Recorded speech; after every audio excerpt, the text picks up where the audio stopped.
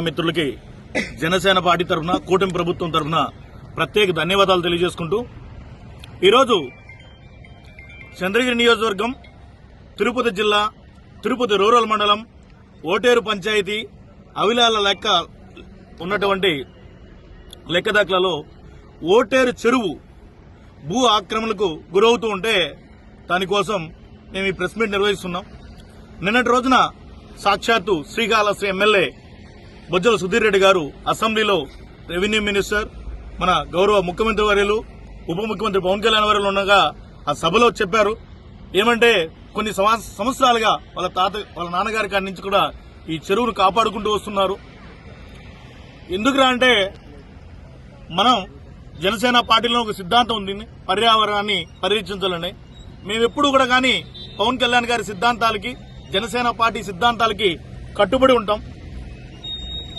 ఇప్పుడు చూసినట్లయితే దాదాపుగా 1925 అంటే బ్రిటిష్ ప్రభుత్వం రానప్పటి నుంచి కూడా కానీ 1925లో అవుతానేమి, 1916లో అవుతానేమి, 1948లో ఉన్నటువంటి రీసర్వే హక్కు చట్టం ప్రకారం అవుతానేమి, 1956లో వచ్చినటువంటి రైత్వారీ పట్టా అవుతానేమి, లేకపోతే 1988లో వచ్చినటువంటి రీసెటిల్మెంట్ అండ్ రీహాబిటేషన్ చట్టం ప్రకారం తీసుకున్నా, లేకపోతే 1997 ఏ చట్టం ప్రకారం తీసుకున్నా సరే ఓటేరులో సర్వే నంబర్ 370లో 6 ఎకరాల పైచిలుకు భాగం, అదేవిధంగా సర్వే నంబర్ 376లో 12 ఎకరాల పైచిలుకు భాగం, సర్వే నంబర్ 377లో 17 ఎకరాల పైచిలుకు భాగం, మొత్తం వరిసి 36 ఎకరాల పైచిలుకు భాగం అనేది ఓటేరు చెరువు ఉంది.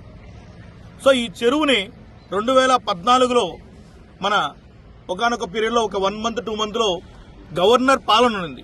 ఆ పాలనలో కొంతమంది దుర్మార్గులు అన్యాయంగా కొంతమంది ప్రభుత్వ అధికారులు ఐఏఎస్ ఐపీఎస్ అధికారులు కూడా దీంట్లో కుమ్ముక్కయి రికార్డులు తారుమారు చేశారు. సో తారుమారు చేసిన తర్వాత 2019లో నేషనల్ హైవే వచ్చింది. నిజంగా వాళ్ళకి చెందిందవుతే ఇప్పుడు పనబాకం దగ్గర మీ అందరూ మిత్రులకు తెలుసు, పనబాకం దగ్గర రైతులు పోతూ ఉంటే ప్రభుత్వం పరిహారం కట్టించింది.